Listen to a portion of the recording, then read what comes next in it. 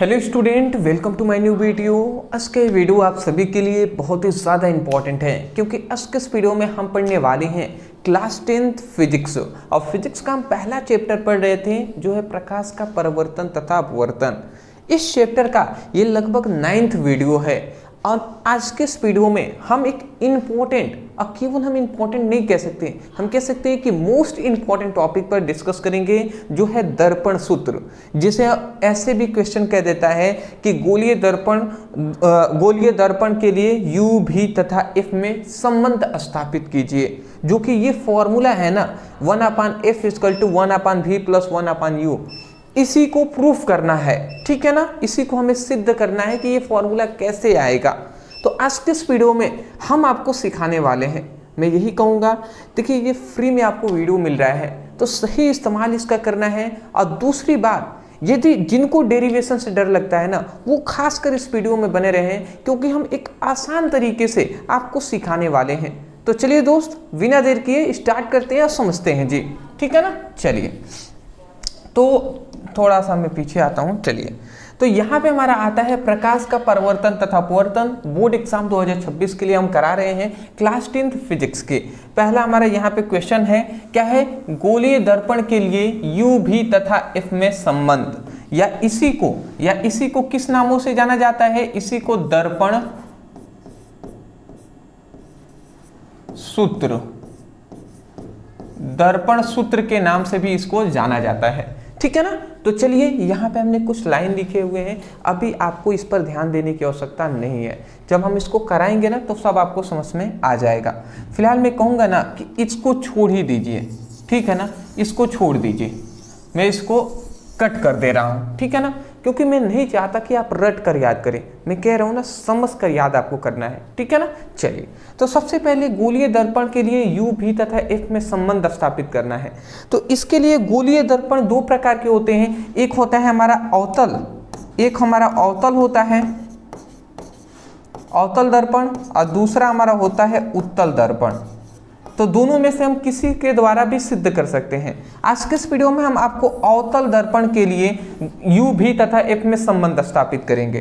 तो सबसे पहले हम एक अवतल दर्पण यहाँ पे ले लेते हैं, ठीक है ना। एक अवतल दर्पण हम यहाँ पे पहले लेते हैं। तो मैं यहाँ पे करके आपको दिखा रहा हूँ। सबसे पहले एक हम अवतल दर्पण यहाँ पे हम लेते हैं, तो इसको मैं इरेज कर दे रहा हूँ। यहाँ पे ध्यान से समझेंगे कैसे अवतल दर्पण बनाया जा रहा है, इसी प्रकार आप भी बनाएंगे। ये हमने एक अवतल दर्पण यहाँ पे ले लिया है जिसके पीछे ये लेप लगाया गया है, ये लेप लगाई गई है, ठीक है ना। उसके बाद इसके बाद हम इसमें मुख्य अक्ष ले लेते हैं। ये इसका मुख्य अक्ष है जो है ये, ठीक है ना, ये मुख्य अक्ष है, ठीक है। यहाँ पे इतनी बेसिक बात जानते हैं कि यहाँ पे एक बिंदु होता है जिसे हम दर्पण का ध्रुव कहते हैं, जिसे हम P से दर्शाते हैं। इतना बेसिक बात हम जानते हैं कि यह है वक्रता केंद्र है जो है C। यहाँ पे एक बिंदु होता है जिसे मुख्य फोकस F कहते हैं। इतनी बेसिक बात है, आप जानते हैं। और ये जो अवतल दर्पण कौन है? अवतल दर्पण M1 M2 है। ये अवतल दर्पण M1 M2 ये अवतल दर्पण है। बताइए, इतनी यदि फिगर आप समझ गए हैं तो सबसे बहुत ही अच्छी बात है। सबसे पहली बात, इतने फिगर को मैं एक्सप्लेन कर रहा हूँ, ध्यान से समझिएगा। हमने क्या किया है, सबसे पहले माना एक अवतल दर्पण M1 M2 को लिया गया है जिसका ध्रुव P, मुख्य फोकस F तथा वक्रता केंद्र C है। नॉर्मल सी बात है, इतनी बात आप बोल देंगे कि नहीं, कि माना एक अवतल दर्पण M1 व M2 है जिसका ध्रुव P, मुख्य फोकस F, वक्रता केंद्र C है, ठीक है ना। चलिए जी, तो इतनी बेसिक जो बातें हमने बताया ना, इसको आप क्या करेंगे, इसको आप लिखेंगे, ठीक है ना, इसको आप लिखेंगे। तो मैं यहाँ पे लिख रहा हूँ, माना मैं थोड़ा सा छोटे में ही लिख रहा हूँ, छोटे में, बट आप समझिएगा। माना एक अवतल दर्पण M1 व M2 है, ठीक है ना, जिसका ध्रुव P, मुख्य फोकस F, वक्रता केंद्र C है, जिसका ध्रुव P, जिसका ध्रुव P मुख्य फोकस F,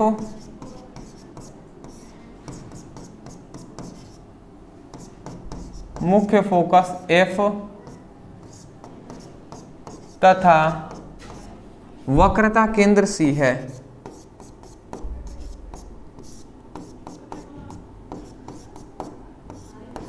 C है, ठीक है ना। इतनी बेसिक बात यहां तक आप समझ गए होंगे। अब देखिए, अब इसको कैसे हमें सिद्ध करना है तो ध्यान से आप समझेंगे।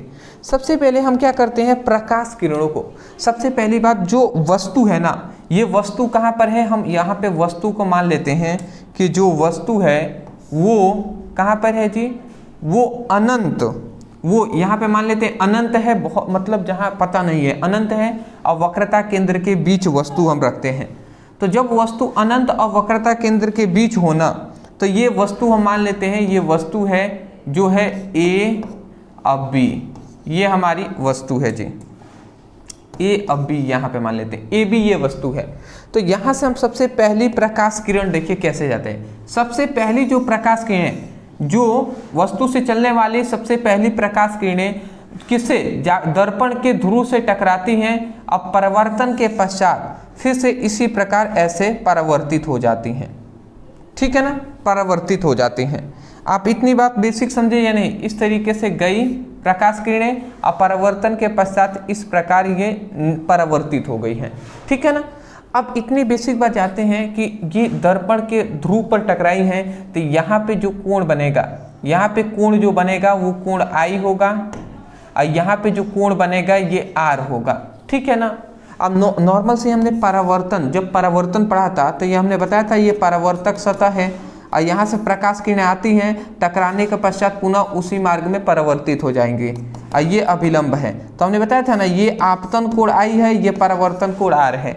हमने ये भी बताया था कि कोण I जो होता है वो कोण R के बराबर होता है, तो इसी प्रकार कोण I है वो कोण R के बराबर होगा यहाँ पे, ठीक है ना। इतनी बेसिक बात आप समझ रहे हैं, ठीक है। तो ये पहली प्रकाश किरणें देखिए, वस्तु से चलने वाली, वस्तु AB से चलने वाली पहली प्रकाश किरणें दर्पण के ध्रुव पर से टकराती हैं, और परावर्तन के पश्चात क्या हो जाती हैं, परावर्तन के पश्चात वापस उसी माध्यम में लौट जाती हैं, ठीक है ना। तथा द्वितीय प्रकाश किरणें, दूसरी प्रकाश किरणें जो है ना, वो वक्रता केंद्र, ये वक्रता केंद्र आपको दिखाई दे रहा है, वक्रता केंद्र से होकर जाती हैं। द्वितीय प्रकाश किरणें, द्वितीय जो प्रकाश किरणें हैं, द्वितीय प्रकाश किरणें हैं, ये द्वितीय प्रकाश किरणें हैं, ये वक्रता केंद्र, यहाँ पे वक्रता केंद्र है, इस बात को आप याद रखेंगे। तो द्वितीय प्रकाश किरणें वक्रता केंद्र से होकर जाती हैं, और जो भी प्रकाश किरणें वक्रता केंद्र से होकर जाएंगी वो परावर्तन के पश्चात उसी मार्ग से वापस लौट जाती हैं। तो ये उसी मार्ग से वापस लौट गई। तो देखेंगे तो ये पहली हमारी प्रकाश किरणें हैं, ये दूसरी, तो ये परावर्तन के पश्चात इस बिंदु पर मिल रही हैं। तो इस बिंदु से मुख्य अक्ष पर, इस बिंदु से मुख्य अक्ष पर खींचा गया जो लंब होगा वही हमारा प्रतिबिंब होगा A डैश B डैश, ठीक है ना। ये इस वस्तु का ये प्रतिबिंब है A डैश B डैश, ठीक है ना। तो यही बात हम लिखेंगे। सबसे पहली बात मैंने इतना लिख दिया है ना, अगर मैं पूरा लिखने लगूंगा ना तो ये पूरा भर जाएगा पेज, और हमें इसी में सिद्ध भी करना है।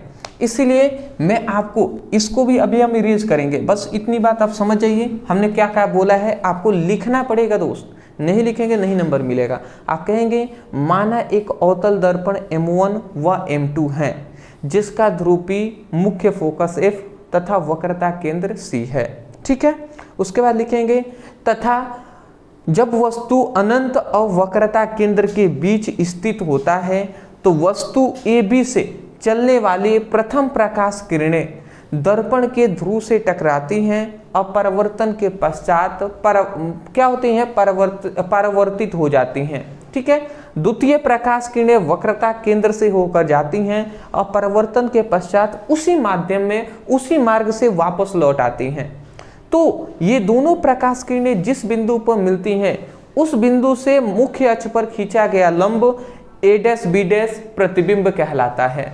इस तरीके से आपको सबसे पहले लिख देना है।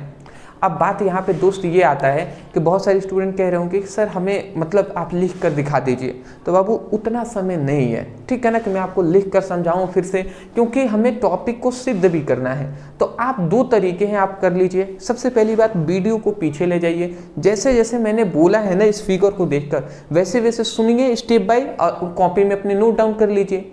या दूसरा, आप हमारी पीडीएफ नोट्स ले सकते हैं, जो कि हम आपको पूरी आपकी क्लास 10th का पूरी आपकी फिजिक्स की प्लस केमिस्ट्री, फिजिक्स और केमिस्ट्री, इन दोनों का कंप्लीट हम नोट्स आपको प्रोवाइड कर रहे हैं ओनली 99 रुपये में, ओनली 99 रुपये में।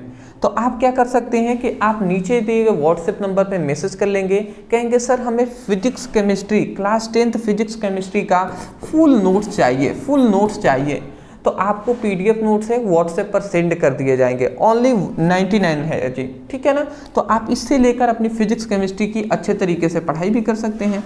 समझ रहे हैं ना। चलिए, इतनी बात आप समझ गए हैं, तो अब मैं इसको इरेज कर दे रहा हूँ क्योंकि जगह कम है, हमें बताना भी है। तो चलिए, इतनी फिगर आप समझ गए ना। तो चलिए अब हम यहाँ पे सिद्ध करेंगे।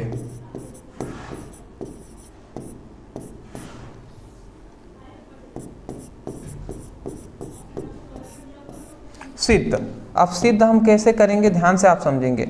सिद्ध में सबसे पहली बात, यहाँ पे आपको अब देखिए 2 पॉइंट्स आपको ध्यान समझना है। यहाँ पे एक त्रिभुज आपको दिखाई दे रहा होगा ए बी और सी, ये एक त्रिभुज आपको दिखाई दे रहा है ए बी सी, ये आपको पूरा त्रिभुज, ये एक त्रिभुज है। और एक और त्रिभुज आपको दिखाई दे रहा होगा ए डैश बी डैश और सी, ये एक छोटा सा त्रिभुज ये दिखाई दे रहा है, ठीक है ना, ये त्रिभुज दिखाई दे रहा है। तो ये दोनों त्रिभुज है ना, ये दोनों त्रिभुज एक दूसरे के समरूप हैं। क्या है जी, समरूप हैं।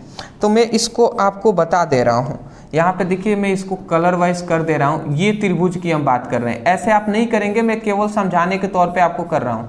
ये जो त्रिभुज है ए बी सी, ये जो त्रिभुज है ये ए डैश बी डैश सी, इस वाले त्रिभुज के क्या है, समरूप है, इस वाले त्रिभुज के समरूप है। तो हम यही लिखेंगे कि चूंकि, क्या लिखेंगे, सबसे पहले हम लिखेंगे कि चूंकि त्रिभुज ए बी सी, त्रिभुज ए बी सी क्या है, त्रिभुज ए बी सी समरूप है किसके, ए डैश बी डैश सी के, ए डैश बी डैश सी के।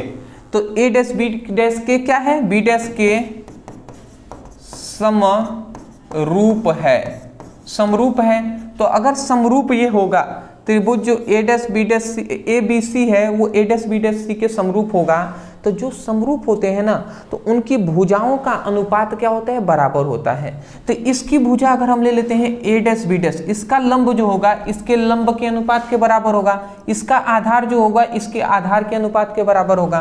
तो इसका लंब लेते हैं, ए बी है तो इसका ए बी हम ले लेते हैं, ए बी। अगर हम इसका लेते हैं, सॉरी,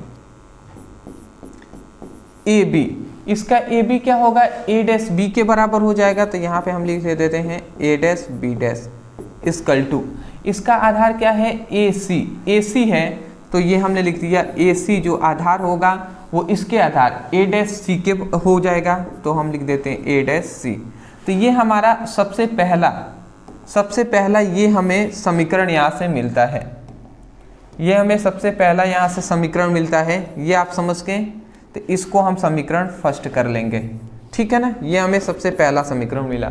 फिर दूसरा, फिर एक और चीज यहाँ पे ध्यान समझेंगे, ये त्रिभुज दोनों समरूप थे तो इससे हमें ये समीकरण मिला। अब दूसरा एक और हम त्रिभुज आपको दिखवा रहे हैं, देखिए ध्यान से आप समझेंगे, इस कलर से हम आपको बता दे रहे हैं, ये कलर आपको दिखाई देगा, ये टोटल आप त्रिभुज देखिएगा, हम क्या बता रहे हैं आपको, यहां से देखिए हम क्या बता रहे हैं, ए बी और पी, ये टोटल बड़ा वाला ए बी पी, ये टोटल ये बड़ा वाला त्रिभुज की हम बात कर रहे हैं, ठीक है ना। तो इस त्रिभुज को मैं अंडरलाइन कर दे रहा हूं, इस त्रिभुज को मैं अंडरलाइन इस तरीके से कर दे रहा हूं, ध्यान से समझेंगे, सॉरी, चलिए दूसरा कलर में ले लेते हैं। इस त्रिभुज को मैं अंडरलाइन कर दे रहा हूं, ये बड़ा वाला त्रिभुज की हम बात कर रहे हैं, ये बड़ा वाला त्रिभुज का, समझ रहे हैं ना। तो ये टोटल ये बड़ा वाला ए बी पी जो है ये किसके समरूप है, जो ए बी पी है ना, ये इस वाले त्रिभुज के समरूप है। देखिए ए डैश बी डैश पी के, ये एक छोटा सा त्रिभुज यहाँ पे दिखाई दे रहा है, ए डैश बी डैश पी के, तो इस वाले त्रिभुज के समरूप है। तो हम यहाँ पे लिखेंगे कि चूंकि त्रिभुज क्या लिखेंगे, कोण क्या है, ए बी पी, जो ए बी पी जो है ना वो समरूप है, ए बी पी है वो समरूप है, ए बी पी समरूप है किसके, ए डैश बी डैश पी के। तो हम लिख देंगे ए डैश बी डैश पी के समरूप है, ठीक है ना, ए डैश बी डैश पी के समरूप है। तो अगर समरूप होगा तो इनकी भुजाओं का अनुपात बराबर होगा। तो हम इसकी भुजा लेते हैं, ए बी जो होगा ना वो ए डैश बी डैश के अनुपात के बराबर होगा। तो हम यही बात लिखेंगे कि ए बी जो होगा वो ए डैश बी डैश के बराबर होगा, अनुपात के बराबर होगा। और इसकी जो पी ए जो होगा वो पी ए डैश के बराबर हो जाएगा। तो पी ए जो होगा ना, पी जो ए होगा, पी ए आधार इसका, तो इसका आधार क्या हो जाएगा, इस वाले त्रिभुज का पी ए डैश हो जाएगा। तो पी ए डैश हमने लिख दिया। तो यहाँ से हमें ये मिलता है जी, यहाँ से ये हमें मिलता है, तो इसको हम समीकरण 2 कर लेंगे।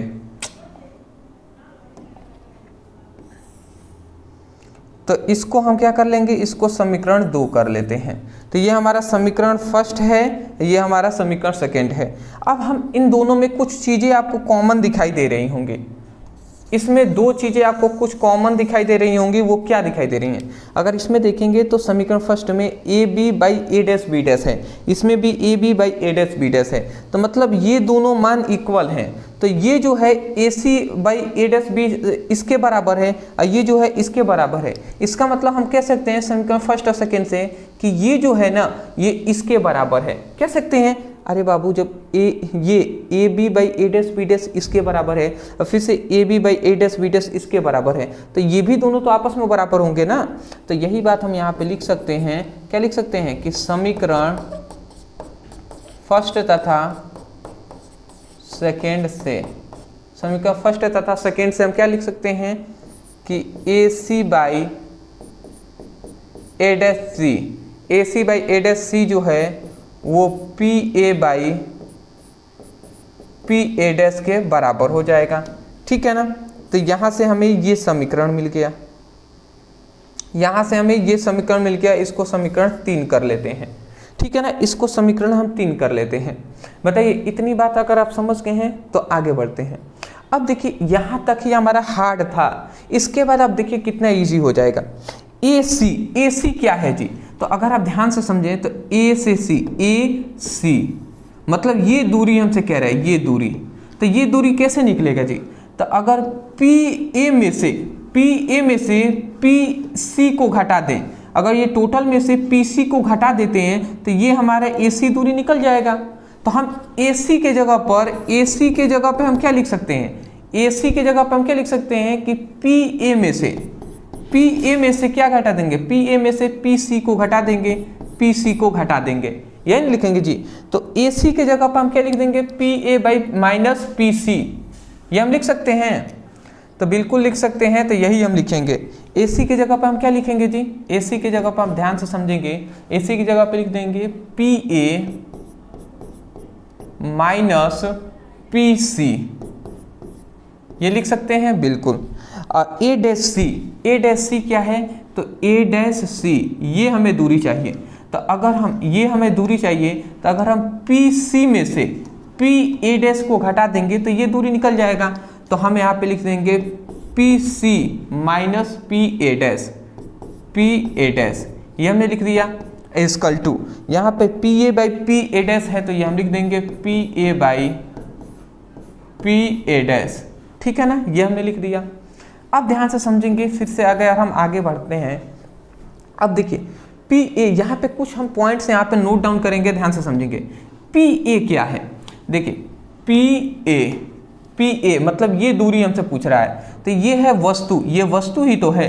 तो यहाँ से ध्रुव से वस्तु की दूरी क्या होता है, ध्रुव से वस्तु की दूरी को u से हम प्रदर्शित करते हैं। तो पी ए जो है ना, पी ए हमारी वस्तु की दूरी है, तो u हमने लिख दिया, बट माइनस हम आगे लिखेंगे। क्यों? क्योंकि इधर जो भी दूरियां मापते हैं ना वो माइनस में मापा जाता है, तो माइनस हमने लिख दिया। फिर से पी सी क्या है, पी सी, यहाँ पे अगर आप ध्यान से देखें तो पी सी यहाँ से लेकर यहाँ तक पी सी, तो पी से सी तक की दूरी क्या है, तो यहाँ से अगर हम देखें ना तो ये वक्रता केंद्र है, और वक्रता केंद्र और ध्रुव के बीच की जो दूरी होती है वक्रता त्रिज्या कहलाती है, तो ये वक्रता त्रिज्या कहलाएगी। तो इसका मतलब जो पी सी है ना वो वक्रता त्रिज्या r है, बट हम यहाँ पे माइनस r लिखेंगे क्योंकि इधर जो भी दूरियां मापते हैं वो माइनस में मापते हैं। फिर से यहाँ पे अब हमारा पी ए डैश बचता है, तो पी ए डैश क्या है, तो पी ए डैश अगर हम देखें, पी ए डैश ये हमसे दूरी कह रहा है, तो ये बताइए ये प्रतिबिंब ही है ना, तो दर्पण ध्रुव से प्रतिबिंब की दूरी को हम क्या करते हैं, u से दर्शाते हैं, सॉरी v से दर्शाते हैं ना, तो ये प्रतिबिंब की दूरी को v से दर्शाते हैं, तो v लिख दिए, बट इसको माइनस में लिखेंगे क्योंकि ये क्या होता है, प्रतिबिंब इधर ही बना है ना, तो माइनस में लिखेंगे। अब ये जो वैल्यू है ना ये सभी इसमें हम रख देंगे, तो अगर हम रखते हैं तो देखिए हमें क्या मिलता है, रखें तो पी ए के जगह पे हम क्या लिखेंगे, माइनस यू लिखेंगे। अब माइनस है तो माइनस हमने लिख दिया। अब पी सी के जगह पर, पी सी के वैल्यू है माइनस आर, तो ये हमने माइनस आर लिख दिए बाई पी सी के जगह पर माइनस आर है तो माइनस आर लिख देते हैं, माइनस है तो माइनस हमने दे दिया।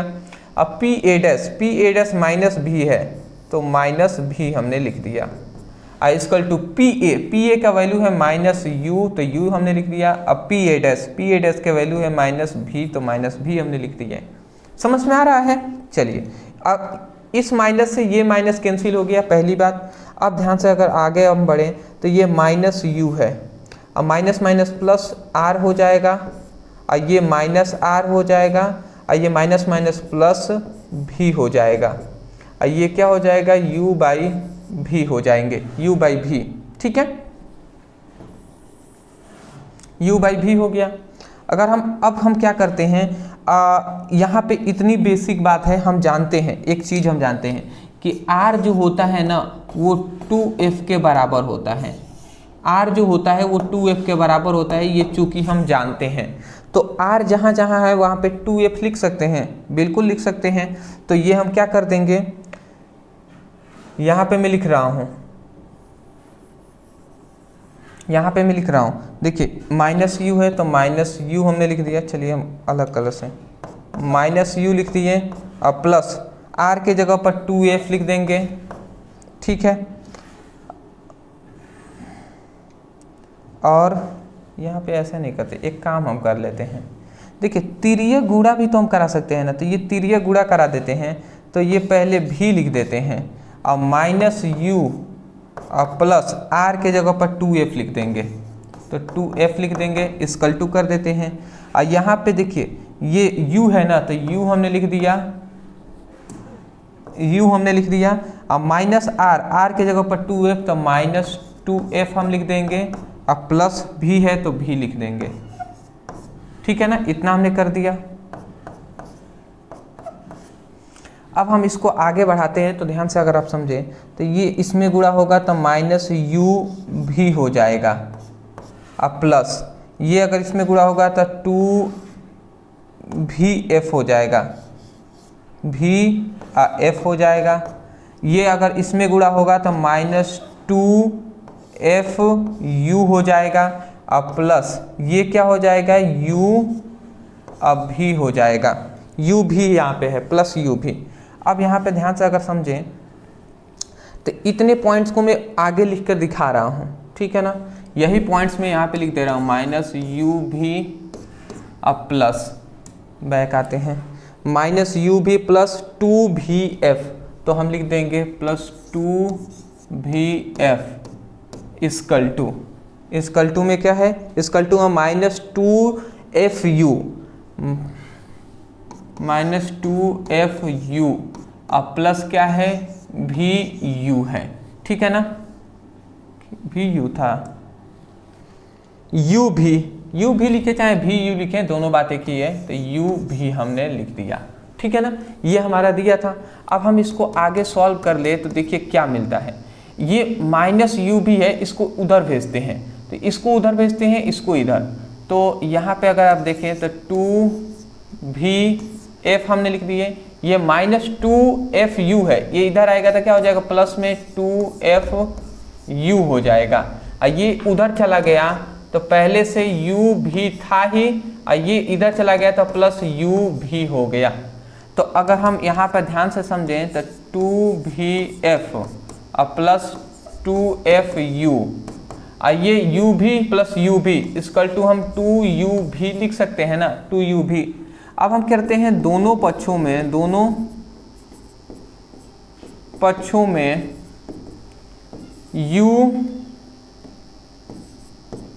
भी तथा f से भाग देने पर, u भी तथा f से भाग दे देते हैं। तो अगर हम इसमें भाग देंगे तो क्या होगा, ध्यान से समझेंगे, 2v(f) by u(v)(f) plus 2f(u) by u(v)(f) equal to 2u(v) by u(v)(f), ये हो गया। अब देखिए ये v से ये v कैंसिल, f से f कैंसिल, f से f कैंसिल, u से u कैंसिल, u से u भी ये कैंसिल हो गया। अब यहाँ पे बचा क्या, यहाँ पे एक और हम काम कर सकते थे, चलिए आगे हम कर देते हैं अभी आपको, ठीक है ना, एक काम पहले ही कर देना चाहिए था। अब देखिए ऊपर क्या बचा, ऊपर ओनली बचा 2 और नीचे u बचा, तो u हमने लिख दिया, ठीक है ना, बीच में प्लस है तो प्लस हमने, यहाँ पे ऊपर 2 बचा है और नीचे v बचा है तो v हमने लिख दिया, ऊपर 2 बचा है और नीचे क्या है, f बचा है तो f हमने लिख दिए। अब यहाँ पे 2 है ना, तो 2 को हम इसमें कॉमन कर लेते हैं। तो अगर हम 2 को कॉमन कर लेते इसमें क्या बचेगा, 1/u प्लस 1/v बचेगा, और इधर हम 2 को कॉमन कर लेते हैं तो 1/f बचेगा, यही ना बचेगा जी। तो अब इस 2 से ये 2 कैंसिल हो गया, तो अब इधर बचा क्या, अब बचा क्या जी, अगर हम आपसे पूछें तो इधर बचा क्या, तो 1/f equal to 1/v plus 1/u, 1/v plus 1/u, यही ना बचे, यही ना बचे जी। तो यही हमने यहाँ पर लिख देते हैं, ठीक है ना, ये वाला बचा है तो यही हमने यहाँ पे लिख दिया, ठीक है ना। तो इसको हम कह लेते हैं, लिख देते हैं प्रूफ, ठीक है ना, ये हमारा प्रूफ हो गया। तो मैं आशा करता हूं कि अब आप समझ गए होंगे कि कैसे लिखते हैं जी। तो ये था हमारा u भी तथा f में संबंध। देखिए एक और बात मैं बता दूं, इतना भी इजी नहीं है जितना आप सोच रहे होंगे। अरे बाबू डेरिवेशन है, और ये डेरिवेशन आपको 1-2 नंबर में नहीं 5 मार्क्स में पूछा जाता है। कितने, 5 मार्क्स में पूछे जाते हैं। तो 5 मार्क्स ऐसे ही थोड़ी ना मिल जाएंगे, ऐसे ही तो नहीं मिलेंगे, मेहनत तो करना पड़ेगा दोस्त, ठीक है ना। तो मेहनत आप कीजिए, मैं यही कहूँगा। और ये ऐसे नहीं याद होंगे, आप इसको कैसे याद कर सकते हैं, समझ में तो आ जाता है अक्सर स्टूडेंटों को, पर सर वो कहते हैं ना कि कहते हैं ज़्यादातर स्टूडेंटों का यही आता है कि सर समझ में तो आ जा रहा है, बट हम कैसे याद रखें इतना बड़ा डेरिवेशन। तो इसका रीज़न दोस्त यही है ना कि आपने प्रैक्टिस नहीं किया। समझ में आ जाने से मतलब बात नहीं बनने वाली जब तक कि आप उसको प्रैक्टिस ना करें। तो इसको बार बार आप प्रैक्टिस कीजिए। आप कैसा करें, आप इसको स्टेप बाय स्टेप याद रखें। सबसे पहली बात, इस फिगर को बनाकर मतलब इसको फिगर को बनाइएगा और एक्सप्लेन कर दीजिएगा ऊपर, ठीक है ना। उसके बाद स्टेप याद रखें कि पहले हमें इस त्रिभुज, ये दोनों त्रिभुज को पहले हमें समरूप दिखाकर ये भुजाओं का अनुपात कर लेना है। फिर से ये बड़ा वाला त्रिभुज और ये छोटा सा त्रिभुज का अनुपात हमें कर लेना है। फिर इससे ये काट देंगे तो ये हमारा आ जाएगा। फिर हमें यहाँ पे क्या करना है, यहाँ से अब दूरियाँ ये कैसे नापते हैं ये हमें पता करके फिर से इसका मान हमने रखेंगे, सॉल्व करेंगे। तो एक एक स्टेप बाय स्टेप याद करेंगे। 10 बार 15 बार इसको प्रैक्टिस कीजिए, कॉपी पे लिखिए। होगा क्यों नहीं, बिल्कुल हो जाएगा। तो इस तरीके से मेहनत करना है और आगे बढ़ना है। मैं आशा करता हूँ कि जो भी स्टूडेंट सीरियस होंगे अपने पढ़ाई के प्रति, अपने लाइफ के प्रति, वो ज़रूर प्रैक्टिस करेंगे। क्योंकि बिना प्रैक्टिस का ना मैं कह सकता हूँ बिल्कुल आने वाला नहीं है। तो प्रैक्टिस कीजिएगा, मन लगाकर पढ़ाई कीजिएगा। अदरवाइज नोट्स आपको चाहिए, जो हमारी नोट्स आपको चाहिए तो नीचे व्हाट्सएप नंबर है, इस नंबर पे मैसेज कर लीजिए। अभी आप फिजिक्स केमिस्ट्री का क्लास 10th का नोट्स लेकर और वहाँ से वीडियो तो देखिए ही और नोट से अपनी स्टडी कीजिए, ठीक है ना। तो चलिए दोस्त, आज के लिए इतना ही। डिस्क्रिप्शन बॉक्स में फिजिक्स और केमिस्ट्री का हमने लिंक दे दिया है, आप जाइए उस पर क्लिक करके अपनी अच्छे तरीके से पढ़ाई कीजिए। Thank you so much for watching this video. Thank you.